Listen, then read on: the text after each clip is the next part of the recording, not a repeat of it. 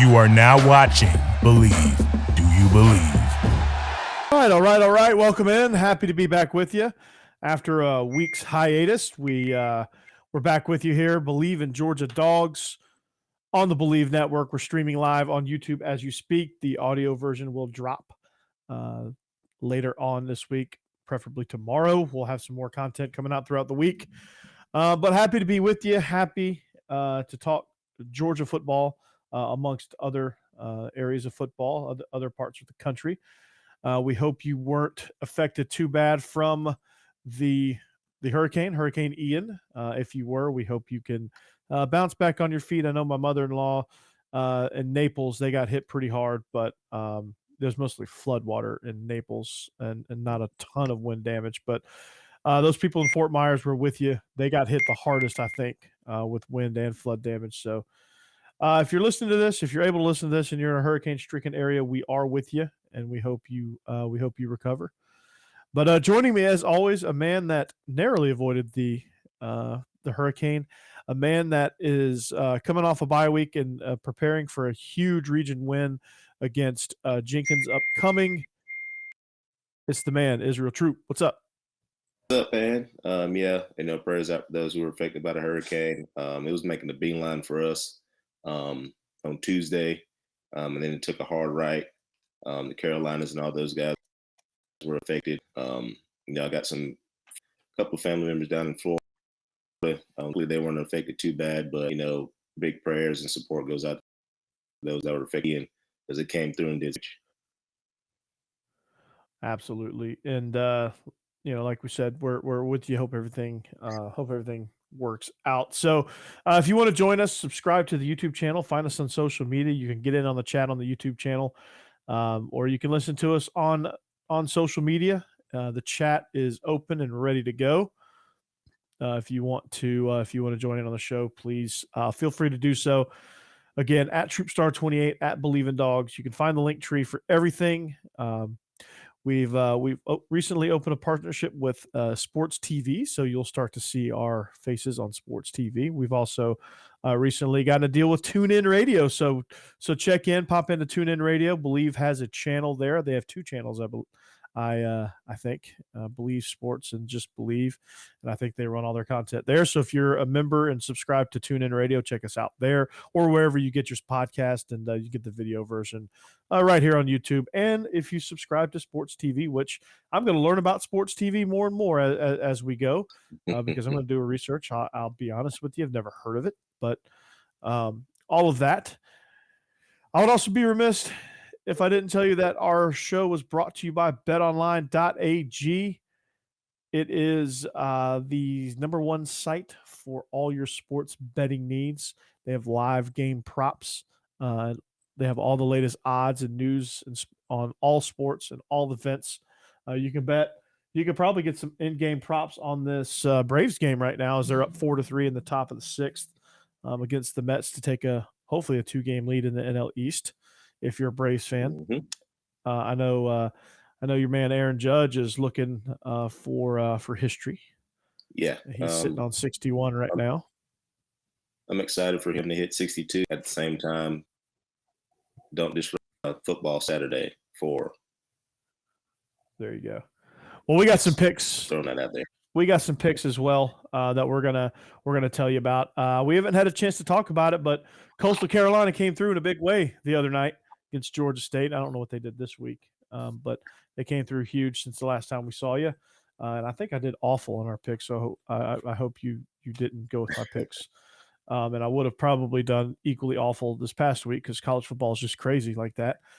Texas, Oklahoma, and Texas A&M are all unranked. Kansas Jayhawks 5-0, ranked, about to host game day. So go to BetOnline or use your mobile device. Check in, use that promo code BELIEVE50, that's BLEAV 50 to get your 50% welcome bonus on your first deposit. BetOnline, it's where the game starts, man. So can you believe that college game day is going to be in Lawrence and it's not basketball season? I never thought I'd see the day. Shout out to the Kansas Jayhawks. In 1 year, they're not even considered a basketball school anymore. Ball is alive and well. Yeah. They've come out, beat ranked teams, won some games that they shouldn't have. Now they're hosting game. They're ranked number 17, hosting a big game against TCU on Saturday. Game day is going to be, like you said, I mean, that's awesome for the Kansas Jayhawks. Yeah, and we'll definitely be picking that. We'll tell you what the line is here in a little bit, but this isn't the Believe in Kansas show. I don't know if there is a Believe in Kansas show, but if you're out there and want to host one, if you're a Kansas person and you happen to stumble across this one, you should check us out. You should join in and join the family. So we're going to talk a little Georgia football after a head scratcher against Kent State, where it just didn't seem like we were clicking on all cylinders. We come in, have some guys out. We roll into Columbia, immediately lose momentum, and have to fight and claw our way back into the game all game long after trading field goal. We get down 16-3 at one point, claw all the way back, and win by a final score of 26-22, capped off by Dejon Edwards' touchdown. But it was a rough game for Georgia. Couldn't seem to get much going offensively, especially down in the red area. Defensively, didn't have a whole lot of answers for RPOs. Lost some 50-50 balls when Missouri decided to take some deep shots, and couldn't find any answers blocking Missouri's defensive line. So, Israel, where do you want to start with this game? Where do we start unpacking with this? Is it? I mean, I don't want to hit the panic button yet, but I mean, there is some concern, right? There's obviously some concern. Let's start off by saying, "Go Dogs!" We're undefeated, number 2 team in the nation. Hey, I'll take it. Yeah, I'll take it, man. So, anytime you score more points than the other team, figuratively and realistic. But there's a little bit of concern, more so from the fact that up front, we aren't quite, and that comes with it. New guys up front. I saw some fire Searles posting that's his fault. I honestly, going back on last night, more or less, I think Missouri came out and did some things that we weren't expecting. And we didn't quite adjust every time we come out, make adjustments, come out something different. They had guys standing up, did some twists. They went 3 down, played some man. Really didn't play much zone last night from looking at it. So I think that they just had a game plan for us, and they executed up until the last 2 drives where we scored touchdowns. Right. Yeah, I think so too. And they got us, man. And they took advantage of some new guys starting in some new spots, and they did a really good job up front of playing games. And like you said, they gave us different looks, and they did what well-coached teams do. They gave some wrinkles on some stuff that they put on film and made sure that we were, they were making sure we were on our toes. A couple fumbles here, a couple missed opportunities, a couple dumb penalties, and a couple breakdowns in protection. And Georgia's in a slugfest trying to claw their way back. Well, they moved to more power counter schemes in the second half. They start to get a little movement on the ball. When they started running off tackle, they were starting to hit some things down the field to the tight ends, especially big Agent Zero, who is a creative player, I think. I'm pretty sure. And then they were finally able to just relax and get in a rhythm and play like they're capable of playing. And that was the most important thing, was that nobody panicked. They just kept grinding, kept holding. Like Missouri could have blown that game wide open at any point. And Georgia's defense held when it needed to hold. They held Missouri to 3 points, which stymied some of the momentum that they were generating with their big plays. And Georgia's defense did everything they could to keep us in the game and hold Missouri up so that our offense could finally find its footing and get on the right side of this game and not the wrong side. Oh yeah, absolutely. What's one play we like to run? We like to run stretch on whether it's inside or outside zone, and Missouri did a great job of it. Every time we pushed it, they had somebody coming in the gap. Essentially why we went to gap scheme, because gap scheme does essentially take care of that. You know, they did a great job of having 6, 7 people in the box behind it. And right now we're a couple guys down at the so, you know, they took advantage of that. Missouri had a great game plan. The defensive staff, those guys, because they had a plan and they stuck with that plan.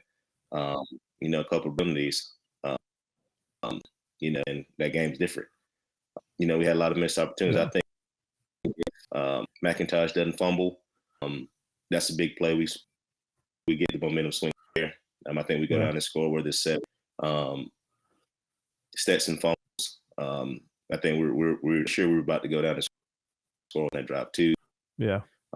Late pull by him at it, which Stetson put in his belly. I mean, once you put that ball in the belly and you apply pressure, running back's going to take it. You try to pull it late, and you get a fumble. So I don't think it was a lack of it, more so than, you know, missed opportunities. You know, Missouri did some great things. You know, watching the replay right now, they did some really good things defensively. They set some looks for Stetson, set him a couple of throws, especially into the flats. But that's because, you know, Stetson's only 5'10", and they got a good day. People don't give credit to Missouri's defensive line. Those guys, that front seven's playing well. And last night, I mean, they showed out, and it all started during pregame when Jalen Carter walks through the drills. That's where the intensity started. For me as a coach, I don't let my kids do that, and I feel it lasts a little bit longer than it should have. For whatever reason, it is what it that added to the fire, you know, for those guys defensively. Absolutely, man. And it showed down in the red area too. Anytime, you know, throughout the first 3 quarters that Georgia got the ball down in the red area, they were bringing heat, and they did a good job with their blitz packages. They did a good job covering behind it. Those corners were locked tight on our receivers. You know, I think if A.D. Mitchell's in the game, maybe it's a little different, but then again, they were in Stetson's face all night long until we were able to run the ball. And once we started to be able to run the ball, they, you know, the pressures stopped. They got a little gassed, and we were finally able to break through. But up until that point, it was like, okay, we're not going to be able to win this game with field goals. You know, we got to get this ball inside the 10 and stop kicking field goals, because I think it was like 4 times we got the ball down inside the 10 and had to settle for field goals. And normally this team would at least convert half of those to points, to touchdowns. Maybe even 3 out of the 4 are touchdowns, and the last one is a field goal. So, I mean, thankfully we got points, but, you know, for us to beat a team like Tennessee, for us to beat teams like Kentucky and then Alabama, when it gets to that point, you know, you get down in the red area, you got to cash in with touchdowns, because field goals aren't going to beat Tennessee. Field goals aren't going to beat Kentucky. You know, it's going to be those touchdowns. Oh yeah, absolutely. And like I said, Missouri's game absolutely flawless. I just didn't hit the panic button, you know, and I try not to get into it from being a former player, being a coach right now, you know, but I would not put my career on any of the people, you know, on Facebook or Twitter, because they hit the panic button too early. You know, you see, I tweeted last night, you first see quarter, they're firing everybody. Yeah, you know, the first thing to say is, y'all take him out. You know, go through your lumps. He just won his national championship, so why would see him? That's first off. If Beck's in there, you can't take Stetson out.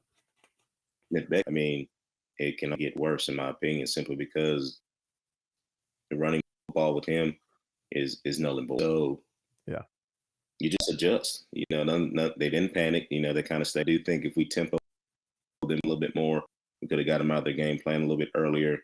That same time, you're trying to see what they're doing. You know, I'm pretty low on the sidelines. You know, but you know, the guys up top, I mean, they're all working. You know, but every time you have an front thing, Missouri's doing something different. You know, so it's one of those things where you can't, you know, calm everybody down. You know, environment. I think that's the most people in Missouri's game since like the Gary old coach name. Gary Pinkel. That's it. since Gary Pinkel was there. So Yeah. playing that song on third downs that I still can't. So, it's just one of those games where if you just start singing it, you will. Absolutely. Yeah. So you're on the road. See, you're number one team in the nation. You got a target on your back already, so you're going to get everybody's best shot. That team that played Auburn last week is not the same team that played Georgia yesterday. No, that was a juiced up team. They, the atmosphere was, that's probably the best atmosphere I've ever seen at Faurot Field, honestly. Mm-hmm. And going back to the point of like not hitting the panic button, did you notice something different about Kirby's sideline demeanor? Because usually he's ranting, raving, jumping, yelling, ripping his headset off 150 times a minute. But he looked calm the whole time. He looked calm, but he was decisive. He was coming up, he was coaching, he was getting, I mean, I don't know what was being said, but it looked like he was coaching and not yelling and not, it just seems like either A, he's calmed down a bit and he's got a little bit more self-control, or it is, there's times where you need a foot in the ass, and there's other times where you need just somebody to be, okay, calm down. Here's what you need to do. You're fine. Let's do it. Right. And I think that was a situation where that was needed. Like he just needed to calm down Stetson, because you and I were trading text. I said, hey, we are way too hyped up right now. We need to calm down. And it's one of those situations where, as a head coach, it's different when we play Kansas. We were just making foolish mistakes. Against an inferior team. Missouri, I mean, they're a really good football team. So after that, I think after the second drive, I think Kirby realized, like, oh snap, wait a minute, got to calm everybody down. To me, the crowd's into it. He's doing a good job defensively. They're moving the ball offensively. So I mean, as a coach, you start to see that your players start to feed off you too. If you're MF and especially during a time like that, they're going to go in the tank. But I think he did a good job in the game yesterday, managing the emotions, himself not the situation of being like, what the hell is going on? And more so being like, all right, guys, they're doing some stuff we haven't seen. We're a little bit off. Let's just calm down and get the halftime adjustments. Let's go back out. And that's what he did. The first telltale of that was the before halftime. He walks up in the halftime interview, which we hadn't seen that all year. He's calm. Hey, we're gonna, we got to calm down. They're whipping us up front, which they were on both sides of the ball. And he's like, we got to go in and make some adjustments. And that's when I realized, all right, Kirby's figured it out. He can't be too hyped. Can't go in at halftime throwing water bottles. He's got to be like, all right, guys, we're in a dogfight. And when you're in a dog, the great teams, and that's what we did last night. Absolutely. And we absolutely figured it out. So putting a bow on this game, Georgia wins 26-22. Lots of concerns, yes, but it seems like we're trending in the right direction. The offensive line is figuring some things out. They're figuring out how to adjust when they see things that I think this is the first time this offensive line has really been put to the test against, a defensive line that you could say, hey, they're really athletic, they're really tough, and juiced up, true road environment, which South Carolina usually is, but it wasn't. And Missouri was what we thought South Carolina was going to be, a couple weeks ago, and it was nothing like that. And Missouri, this was their first true road test, I think, and they passed. Every win's not created equal. We're 5-0, not 4-1. I'll take it. I will take it. I mean, the road to national championship is not an easy road, especially in the SEC. No matter who you play, and on the road, no matter what you call. I know the 30 kind of went down to 29 right before the game started. I mean, this Missouri team. I think Eli Drinkowitz, as much as we talk about him, I think he had in for this game. Yeah, he did. I'll give him credit. I got to give him credit. Yesterday for as much as he showed on that gum yesterday. Anxiety was kind of getting him a little bit. He was chomping away that thing. But our defense, they were bend but don't break. They held Missouri to, and shout out to the kicker, man. after just killing Both the game, kickers, man. bang Yeah. some right down. And our kicker did a job of keeping us in Clutch, the man. game. Yeah. Stetson did a great job. I love the fake that they had. Stetson did a Yeah, good that job. was beautiful. Longstaff did a great job. I mean, he's played a big role last night. So They did. shout out those guys, and major shout out tries. Without them, keeping their composure, even with a couple of penalties. I think And last Jalen night, Carter goes out. yeah, Jalen Carter goes out, and I think a couple of penalties we got late were from the fact that our defense trying, not looking back at the football, trying not to. They were, but they held it down for us, and we got the W at the end of the day. Yeah, I was a little disappointed in the Keely Ringo PI because I didn't think he needed to. I didn't think that ball was catchable, and I didn't think he needed to grab him. But he earned it. He earned the PI. And if he turns I just around, don't think he needed to. they throw it. Yeah, I don't think so either. But they took a shot. They were going to either. They said, "Hey, this guy's running with them, and he's either going to get this or he's going to get a PI," and he did. And so Luther Burden is going to be he's going to be a problem. He's going to be a big problem when they Brady Cook too. Yeah, I mean, Stack does a great job, filling in for Jalen Carter. For their running back Pete, who fumbled the ball last week, comes in. They did a phenomenal job running. They bouncing that thing back. I mean, they had our number last night, but tested with true championship team situations. Alabama did it. Texas, they found a way to win, and we found out a way to win yesterday. Yeah, and as we move through, we'll talk a little bit about some of the other week 5 matchups that we didn't get to, or that you may have seen throughout the day. A change that just came through with our Bet Online ad, actually. The promo code BELIEVE50 will not work. They got a new promo code. All right, so jumping into Bet Online, they will give you 100% welcome bonus with your first deposit.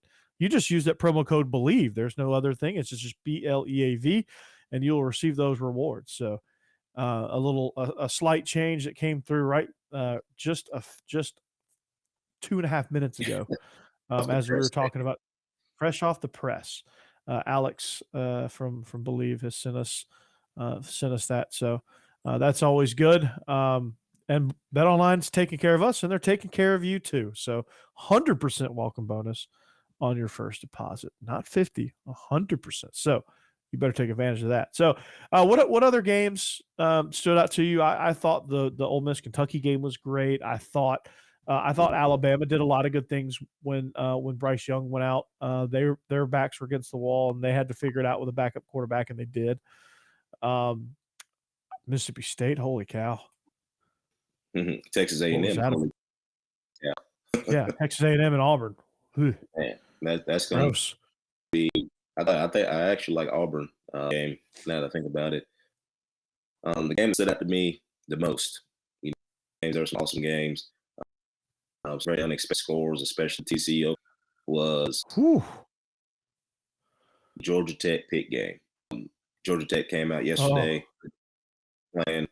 I think one of our coaches is a big Georgia Tech fan, and I said that they were just happy to get rid of Jeff Collins, and they played inspired football yesterday. Took down who was predicted to win big. They just played like a different game, and it was a scary Georgia Tech team. Down the stretch now, Sims played well. It's very rare that we brag on Tech, but they look like a totally different today, and I got to give them props. They got a big win against number. So, the most and the other intriguing game was Oklahoma. You got Brent Venables, who's a defensive mastermind, and they can be Hacksaw Max Duggan, man, player of the week. Looked like Michael Vick out there, man. Throws for like 6,000 yards. I mean, Oklahoma. There's work to do. Prayers to Wisconsin Gabriel got throttled yesterday, and Wisconsin. You just told me about their whole situation with they got throttled by Illinois. 34-10. Brett Lemon, man, listen, he was Whew. ready to go. He geared up for that one. But I think this was and correct me if I'm wrong. And this is eerily similar to me. I think when they fired Coach Richt, it was more of a okay. Well, he's burnt out, but Kirby's about to take the South Carolina job. Yeah. And we need to make this move if we're going to get Kirby. Yes. And I felt like that move was more about that than more about, less about, what Mark Richt and, all that stuff, whatever you want to believe. But I think it was more about getting Kirby versus more than firing Richt. And they felt like they had to do. Yeah.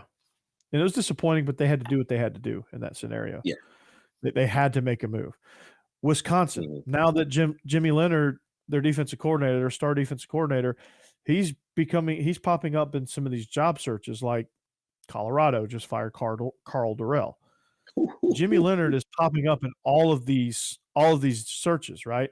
Mm-hmm. So it's like Coach Prime, Jim Leonard, and then whoever else after that. I mean, those are the top two names I keep seeing.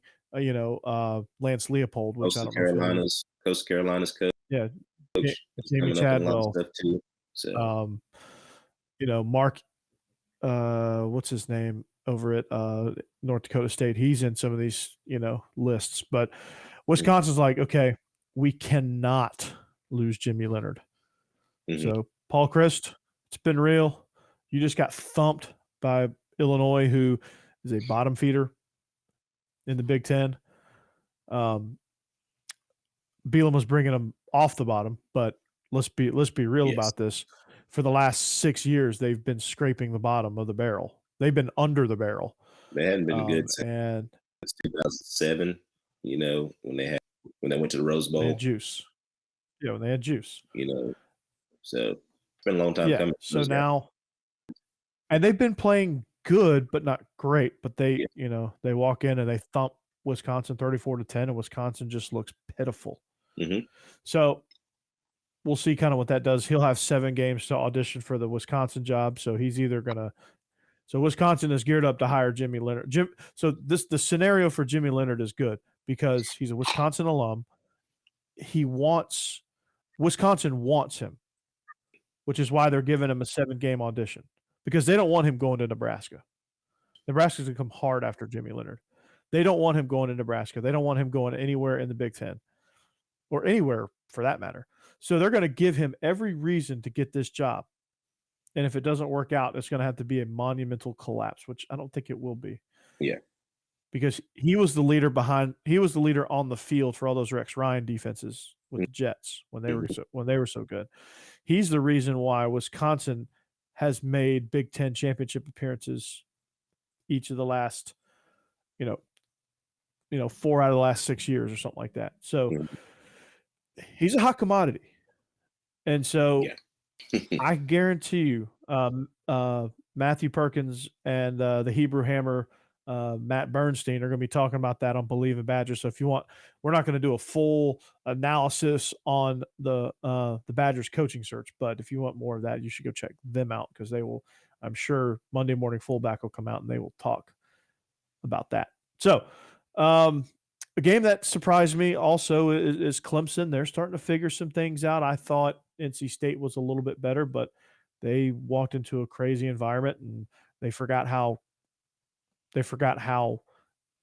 deadly Death Valley is for opponents. And DJ Ongulale, well, and he's figured it out. Clemson has a thing when their quarterback's playing well, they play well. Plays better, especially plays better. When the defense is playing, when QB's play bad. So DJ stepped his game up. He's starting to understand his role and kind of what they want him to do now. So at the end of the day, Clemson's Clemson. They're back at the top of the ACC. So not knock them off the pedestal. Yeah, and NC State was supposed to be the team that did that. As much as I despise talking about Dabo, they had a really good plan yesterday. Against NC State, number 10 team coming in, and Dabo did a really good job of having his guys ready in successful situations last night. So, too. and to me, it seemed like the coaching staff just didn't know what they had in DJ. Didn't know Mhm. how to use him properly because it was a lot of situations where DJ just looked like a quarterback that didn't know what he was doing, and you're sitting there going, do they know he can't really do that? Do they know that's not his strong suit? Yeah. It's one of those things where the game plan needs to be geared around him, kind of like they did Deshaun. Yeah. Ball with him, quick, Mhm.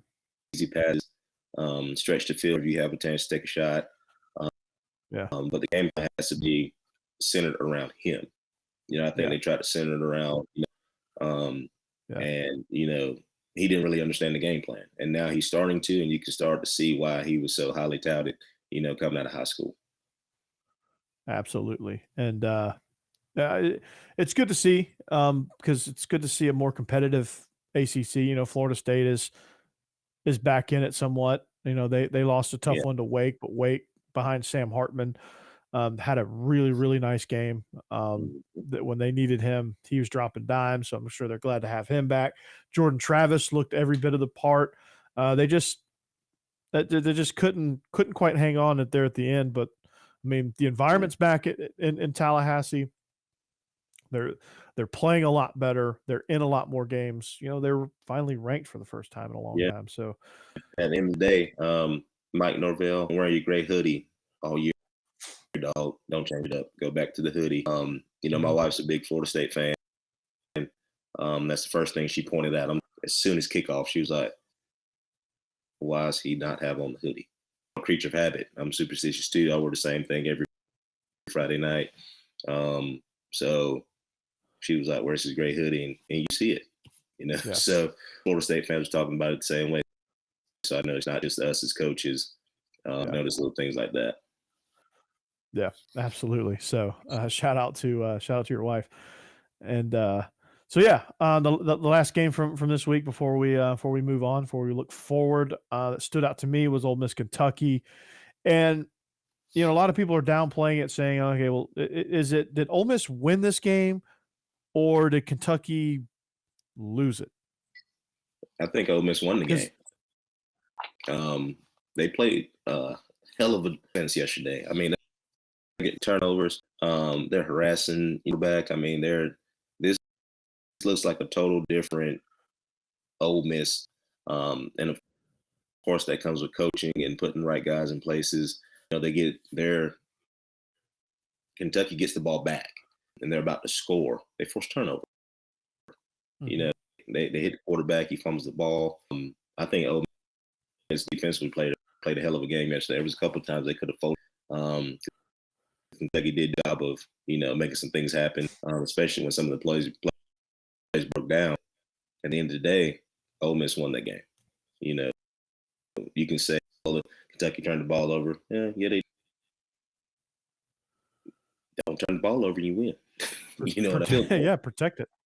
It's a two-way street. I mean, I think the perspective that comes from this is a lot of fans don't understand that, like, one team turns it over, the other team has to cause it, right? Like, the other team did something Yeah, right to cause a turnover. It's not like dude was you just just running, he just give the ball. coughed it up, right? I mean, Yeah, they they they jumped and they did a good job. he was upside down. Jesus. He's up in the air. The ball comes out. Yep, So it's just one of those things where overs you win 8 times out of 10, you're going to win that football game. If you call absolutely. turnover. So Yeah, Kentucky played a good game. It's held them in. Especially after going down so big at first. yeah, Um, Good job of slowing down Ole Miss. Ole Miss kind of shows in the foot a couple of times. Lane Kiffin, who I love and who I admire, just from yeah, a play calling standpoint, we shot ourselves in the foot a couple of times. But for that back and show their resiliency as well, Ole Miss is going to be a dangerous team. Coming, they'll get those little things fixed offensively. I'm looking forward to that Alabama Ole Miss game because it is going to be a show to watch. absolutely. And are you shocked at all as far as Ole Miss having so many transfers? If you see me keep looking over, I'm looking at the Braves game, which it is 5-3 in the bottom of the seventh. Looking to complete a sweep of the Mets to go up 2 games in the East. But are you surprised with so many transfers that they're good this quickly? Yes and no. Yes, in the sense of they're able to get these guys to be so early. Um, Obviously, transfer portal these guys, but to get them to buy in and do exactly what you want within the program, for right now, they're doing a great job of getting these guys ready to play. Because without these guys, Ole Miss would be. They're getting some guys, healthy. Otis Reese made a great plays yesterday for him. I know him personally because he knocked out back in 2017. And he was a part of that, the quarterback's upside down praying to Jesus yesterday. On the defensive side of the ball that they haven't had in a very and him and Aishin Young. So. Yeah. Because, to me, obviously I'm not surprised because Lane Kiffin and they do a great job over there on both sides of the ball. But, it's a new scheme. It's that 3-2-6 look where you have three safeties. And that's not an easy system to learn. Yeah.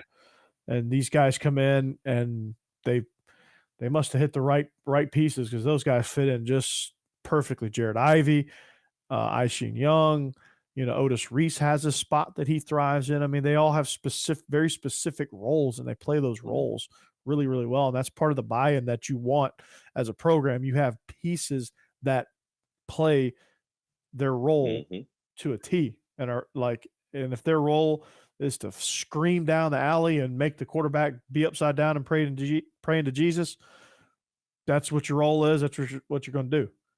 And that's what you're proud of. Yeah. If your role is to play center field at safety and rob everything, do it. If your job is to take on double teams as a nose guard and create piles, thrive at that. And that's what Ole Miss is doing. Lane did a great job of, advocating for his players, talking about the crowd stayed in it last night. Yesterday afternoon, 11 o'clock kick, the stadium's packed. And that just shows, he has control, his program. They believe in him. The support that he has. He said one thing, way of saying things sarcastically. And he got the job done. So it's just one of those things to where you got to be like, all right, guys, this is what we do. Let's go out here and show. And they did a really good job yesterday. Playing against a very good Kentucky team. Mistakes or not, they came out with a dub. They did. Very, very good. So we're going to put a bow on week 5. We're going to move on to week 6. Week 6 is going to be very, very good for the Dogs. They welcome Auburn between the hedges, a game that on paper should be a slaughter. And you and I were talking off air right before we came on. How does Paul Chryst get fired, but Brian Harsin still has a job? A lot of people in Auburn are wondering that. Rumors are swirling that he's already been fired. They're just letting him play out the string. Part of me thinks that they don't want the interim guy to be a sacrificial lamb in Athens. They want to wait at least one more week, probably, before they officially let him go. But it's just going from bad to worse for Auburn. They hit plays early in the game, but once the quarter clock changes from one to another number, they completely fall apart. They have no depth. They have it's rough over there in Auburn, and they've got to find some answers. Robbie Ashford, new starting quarterback. What does he bring to the table? When you look at this Auburn team, what dangers do you see offensively versus our defense? What do they bring to the table? Tate Bigsby and Ashford are two phenomenal players. Big games yesterday against LSU.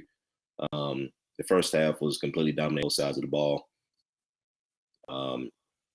Ashford is a heck of an athlete. He's a baseball player as well. With Oregon, you get Bo Nix and we get Ashford. But he's come in, taking over for Finley. And they kind of had direction. They kind of have a direction now of kind of what they want to do, which is great for Auburn. In Athens, I think Ashford just got to do what he did last week. They got to come up with more wrinkles, find the ball. But I don't expect this game to be like by any means. I think I think Georgia goes in this game, looking to punish somebody to pay for Mhm. And I think Auburn, you just have to draw that stick. It's it's going to be loud, and we just got to stay efficient. I don't think all any means. I think they can beat you. They showed that yesterday playing LSU. They realistically had the game won until the second half. The second half with about 8 minutes left. They had that game won. So Auburn really doesn't scare me.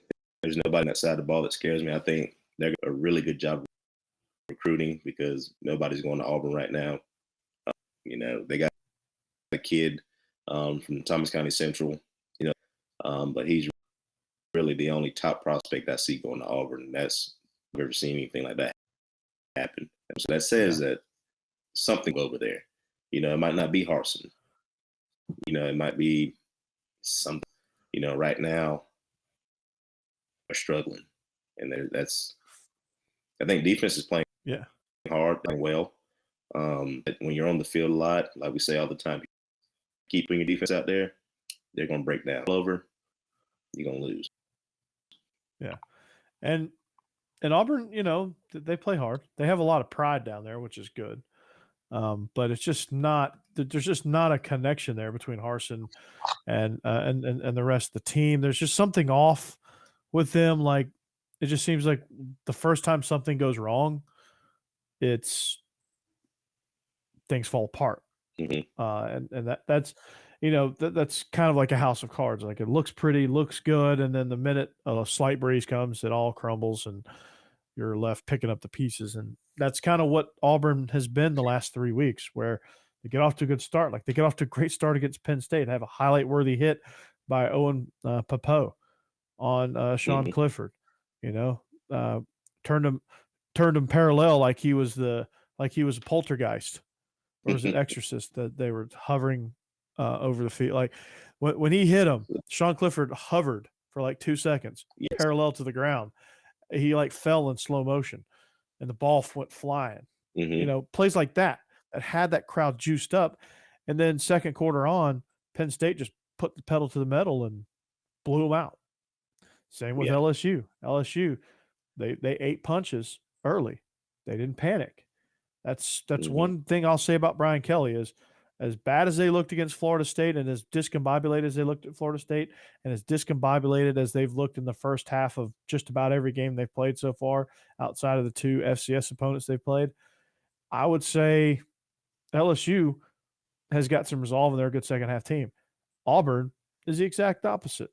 And so to me, it's, hey, can you withstand the initial onslaught?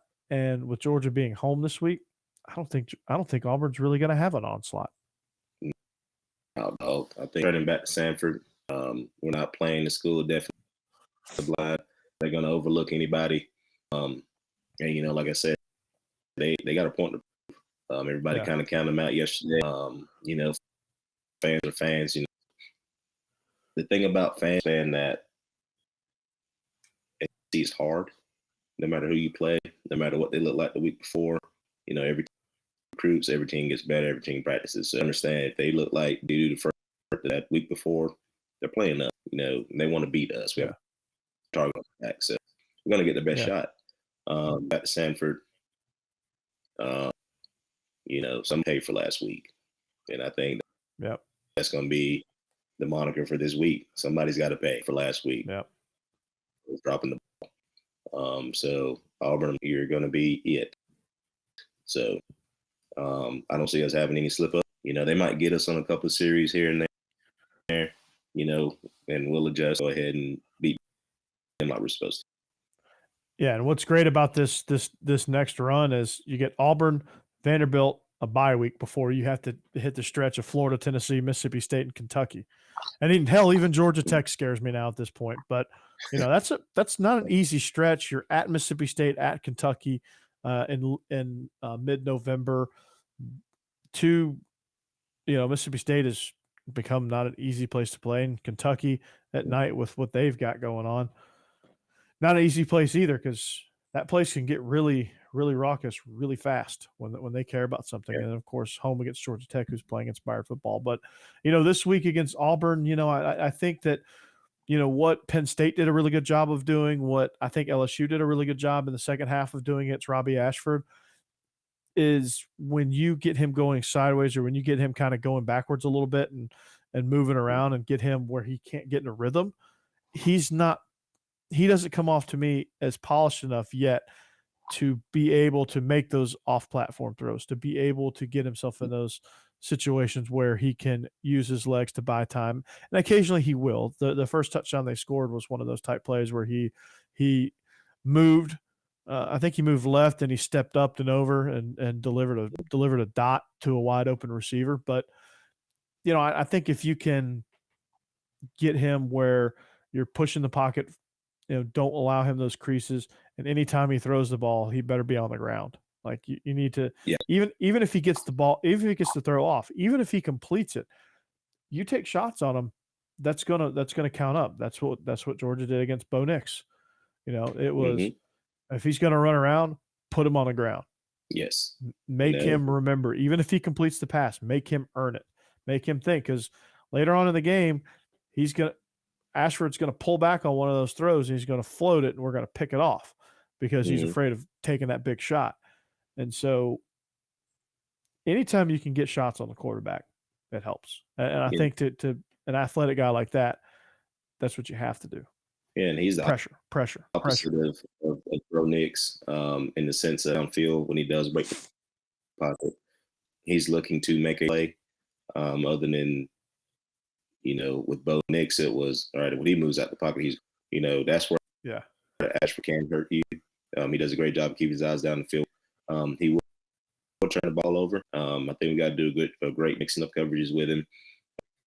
I think if we just play man and play thing, we beat him. Because our defensive line is playing really well right now. Linebackers are playing great.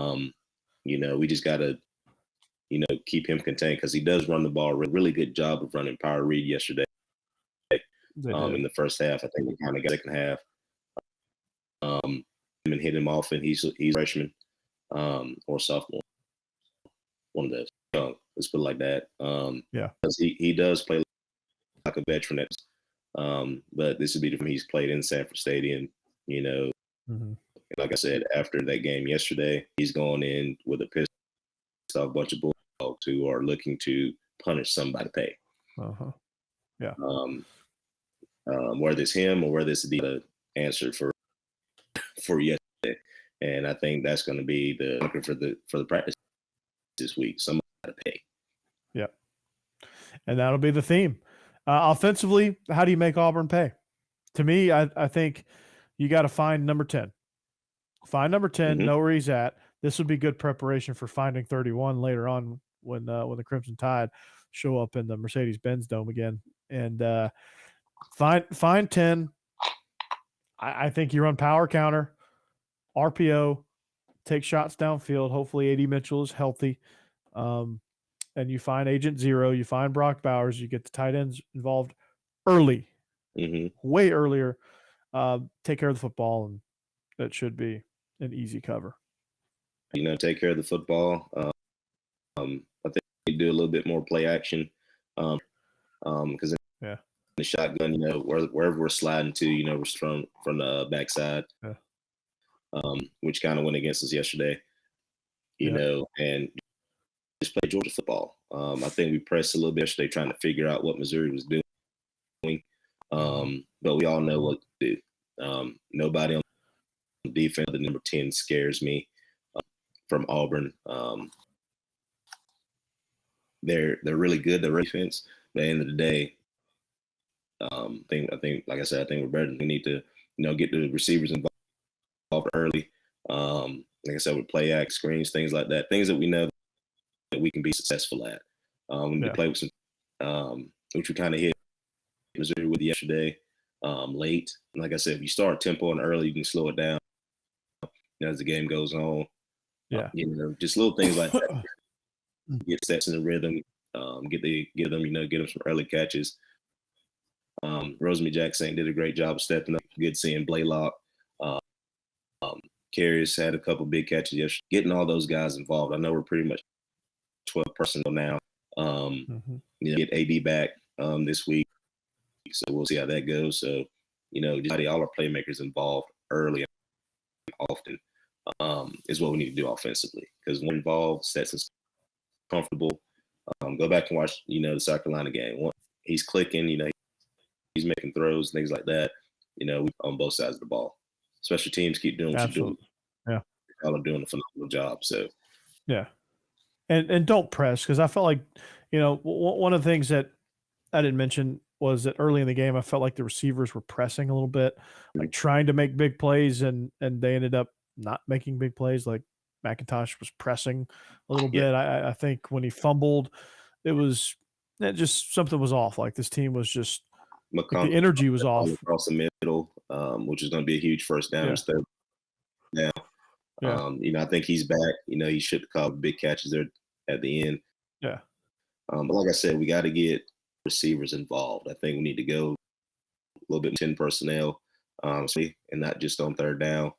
Of course, it's kind of hard when you got two horses over there at tight end position. You got to get the guys on the field.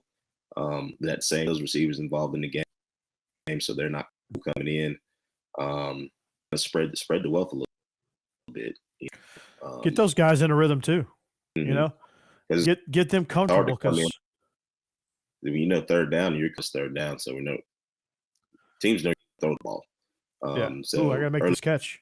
Absolutely. It's a weird pressure. Screens, quick game type stuff. Just get them involved early. Get them involved. Yeah, just get them in a rhythm. Because once these receivers, once they started settling in, once they calmed down and realized that, hey, I'm not going to win the game on this snap, so I just got to make this catch and we're fine. I'm going to calm down and do what I do. They actually calmed down. They actually did what they do. Make big catches, huge catches in big situations. And down the stretch, that's what Georgia needed, and that's what Georgia got. And I think the expectation has also got to calm down. Like, we're so used to, I think we got spoiled a little bit and realized that, hey, this is the SEC. We don't have 15 NFL players on our roster right now that we had last year, and we're not going to steamroll everybody and hold everybody to a field goal. There might be some games where, teams have some good players like Luther Burden, who is a burden on our defense, and Brady Cook, that get in a rhythm and are hard to be stopped. There's going to be some games like that to where we have to win in a dogfight, and pun intended, I guess. So, the expectation is this team is resilient. This team's going to do what they need to do. I think they're going to cover this one, but offensively, just get in a rhythm early. Just get a few easy throws that Stetson can make to get him settled in. Once the first couple completions, once he makes the first couple clean completions, you're good. He's probably in a rhythm, and it's probably going to be Georgia 49-3 if that's the case. But if he gets sacked early on, if he gets rattled early on, we get pinned back and with terrible field position early on, and don't get much going in the run game, which is possible because Auburn does have a good front seven. This is the SEC after all. They did recruit really well on the defensive side of the ball, despite not recruiting very well on the offensive line. Running lanes might be not as plentiful in the first quarter, so we got to be able to make plays to overcome that. 10 personnel, short throws, quick throws, rhythm throws can help you with that. Absolutely. So just stay on time. Both of our coordinators, so we understand this more than anything. Once you stay on time, everything kind of falls into place. So, like I said, like we did all along, they did a great job of not panicking. Last night, same thing goes when you're back at home. Don't panic. The game, you got to go with the game. Just stay on time, stay on track. And I think we went big, and it's Auburn. I'm still upset that we're not playing this game in November like we're supposed to. So I still get a little antsy, when we play this game in October, because they were crying because they had to go play Alabama afterwards. Yep, exactly. So now they're crying because they have to go play. I think they go play A&M next. think, right? Mm-hmm. A&M's got a big one against Bama this week, so that'll be fun. Wow. So, what's our Georgia 29.5-point favorites this game. Also, the over under if you want to take a same game parlay. Let me check the over under on that. This is the 3:30 CBS game. It is Georgia's 29.5-point favorite, so we'll call it 30. The over under is set to 48.5. So kind of odd numbers there. So I guess they think it's going to be a 29-0 or a 31-3 type game. Yeah. No, the math's not right on that. Or 34-3 type game. Yeah, I'm going to take the under. Just from the simple fact is I think them offensively. We do get back on track offensively for us. But 9 points is a big deal, especially considering we were 29 in Missouri supposed to be, but we also how that game went. But I think we get back on track defensively. We hold them, and offensively, I think we pretty easily and go and cruise to victory.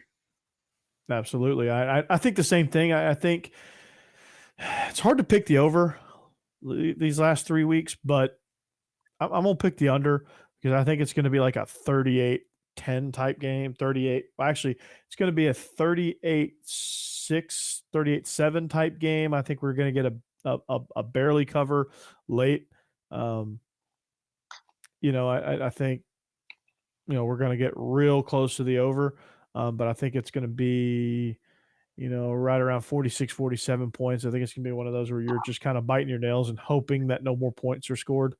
But I do think Georgia pulls out the cover and the under, and I think that's how that one's going to end. So Robbie Ashford's going to have a tough go. This offense is going to have a tough go, and I think Georgia's just going to overwhelm them finally, like they're supposed to, and move on to take on the Commodores next week.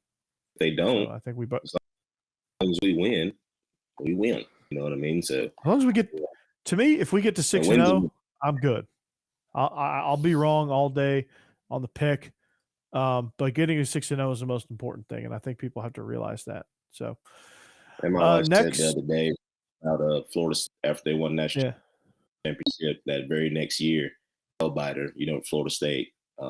They go out, they be getting beat, they come and just beat the hell out of people. So we're very close to them. To where we're getting to when we win. But hopefully that today was all right, guys. Like, go. Let's pick this up and let's. Yeah, and I think that was a wake up call, and I think this team is going to be like, okay, maybe we're not as good as we were, as people were saying we were against Oregon and South Carolina. Maybe we do have to work a little bit. Can't read the news clippings, man. Rat poison. Definitely rat poison. So we're both in agreement. UGA minus 28.5, and then take the under because Georgia's trending towards the under lately. Okay, so that's going to take us into our pick segment. We do because we were sponsored by Bet Online. We do like to give you some picks brought to you by betonline.ag. Remember, with the promo code BELIEVE, BLEAV, you get your 100% welcome bonus, not the aforementioned 50% welcome bonus that I said before that breaking news came in the middle of our show. So we're going to pick a few more games, a couple conference games, a couple non-conference games, or actually one of them is soon to be a conference game, but not yet. So we're going to start in Tuscaloosa. Bama comes in, coming off of a narrow or what would have been a narrow win against Arkansas, ended up being a big win against Arkansas. They come in 24-point favorites at home against Texas A&M, who is struggling, to say the least. The over-under set at 52. Israel, what do they got? They were minus 24. 24-point favorites with an over-under at 52. I'm taking Bama minus 20. I think they cover. Quarterback with Bryce being out, I don't know his status. But he came in. That kid's got some wheels on him, and he can throw the ball. He was ran the football with authority yesterday. Especially I know Alabama's going to clean up some of their miscues from yesterday just because that's what Nick Saban harps on. I think they come out, especially against Texas, a phenomenal job. Texas A&M is not impressive with others. They're struggling mightily. I think it's about time that Jim Bowen gets him a good coordinator in because it's not working at this point. And they're struggling. Defense is playing hard. They're playing well. But they're on the field way too much, and it's starting. Mississippi State took full advantage of that yesterday. Mike, man, he had them pegged. They come out and complete it. So I'm taking Alabama in this one. Yeah, I am too. For all the reasons you just mentioned. Will Anderson's going to have a field day. It's going to be hard to cover a 24-point spread when you don't have a quarterback, because Max Johnson ain't going to do nothing against this defense, and neither is Haynes King. Both quarterbacks struggled. Devin A-Chain can only do so much. This defense, if they're on the field for 85, 90 plays, they're not going to do much. And Bama's a big play team, and Bama's going to do just that. They're going to make big plays. They're going to atone for all their special teams mistakes last week in Fayetteville. So I like Bama big. This is one of those type games. 3rd and 15 quarterback scampers for 77 yards in their own, backed up in their own territory. So, all the momentum too, every bit of momentum. And I don't think anybody from Texas A&M did. So it's going to be. Milrose said, "Don't worry, guys, I got it. I got it. And I got it." Young's on the sideline hyping that young man up. So that's what we got to get to. We got to get to the point to where we're not there yet at Georgia just yet. I'll get there this season. But one thing about Alabama, they're mature enough to be like, all right, this is how this is going to work, and let's go. And they did a great job of that yesterday. All righty. So we're both in agreement there. If we both agree, then it's fact, right? Mm-hmm. All right. Non-conference game. Game day rolls into Lawrence, Kansas. But that's not enough for Vegas, as they award the Horned Frogs as 6.5-point favorites coming in to Lawrence. Do the Horned Frogs hand Kansas their first loss, and if they do, does Kansas at least cover, or does Kansas win outright? To me, I think Kansas. I'm going to take Kansas to win outright. I think Kansas is covering. TCU is just a little bit in right now, but I'm definitely taking the over in this. This is going to be an offensive shootout, especially if little Riley at TCU has got those guys rolling offensively. Lincoln Riley's little brother. I'm definitely taking. I think Kansas can win it. With a couple of mistakes from TCU, but if TCU comes out like they played yesterday, I think that'll be a little bit too much for Kansas. I'm definitely going with the over on this one. Yeah, I think Kansas can win this outright, but it's definitely going to go on the over. I think Kansas is too juiced up right now. All right, the Missouri Tigers, who just gave Georgia everything they could handle, are they going to have any gas left in the tank when they travel to the Swamp to take on Florida, who comes into this game as 10.5-point favorites? I think I'm going to go with Missouri. Missouri's going to come out any way like they played yesterday. I think Missouri win this football game. I think that game is going to be won in the trenches. And I think they have a little bit more loss right now, especially after what they did with Georgia. I think they know that right now, hey, we can play with anybody. And they go into the Swamp, and I think they win this ball game. They found a groove, man. I don't know what that was. Missouri, you're welcome. Israel, I thought I was here. I thought I was going to be the different one taking Missouri, but guess not. You know what they say about great minds, right? That defensive line showed me something, man. Like, that's going to be a problem for Anthony Richardson. Absolutely. Like, they're going to get after him. They've had some problems up front at Florida, especially new scheme coming in. I think Derek's got the number this year, honestly. Just from the simple fact of how they played yesterday, one team in the nation. So if they come out and play exactly a couple tweaks, execute a little bit more, I think they'll beat Florida, or they'll at least cover the spread. That's a big spread, yeah. So at the very least, worst case scenario, they'll cover. Like against Georgia, they covered in a big way. They almost won outright, but they did cover. They're going to have a hard time covering Burden. They're going to have a hard time with the running game, and I thought they did a phenomenal job of mixing up the play calling, kept Georgia off balance. I think they're going to do the same thing with Florida. Tennessee rolls into Baton Rouge as 3-point favorites. Taking 10. Yep, they're rolling. It's an easy one. Heupel's got this thing going. Hooker is as good as it gets. This team is just the chemistry is there. The defense is making big plays. The depth is there in this one. I like the Vols. I know my Tennessee fan friends are gonna. It's just hard to pick LSU in this one. Although I think it's going to be a close game, and the spread accurately says that. I think it's going to be tight.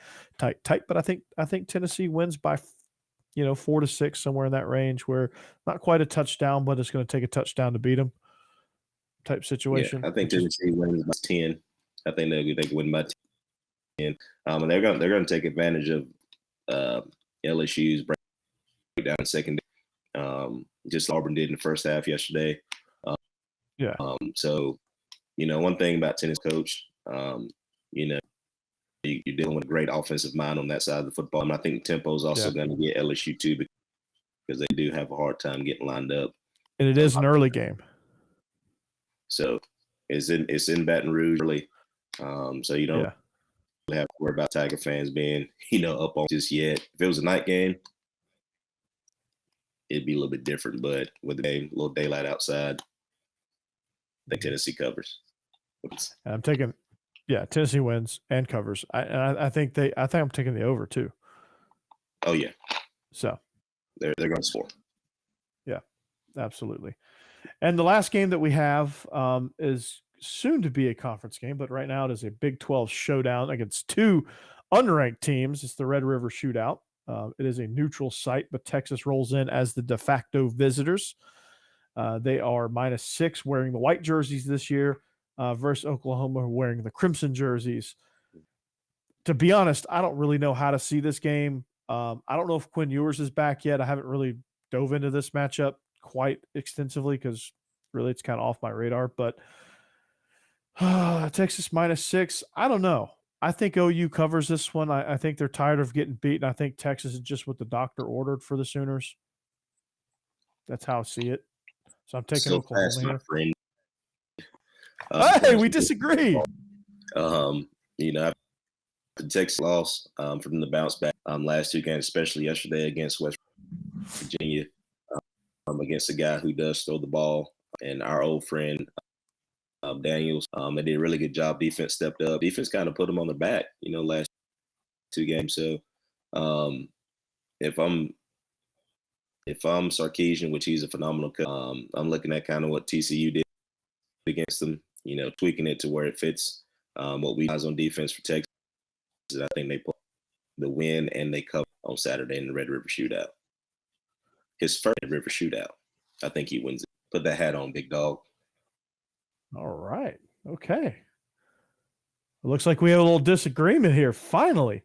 I thought we were going to go the whole show without disagreeing. I thought.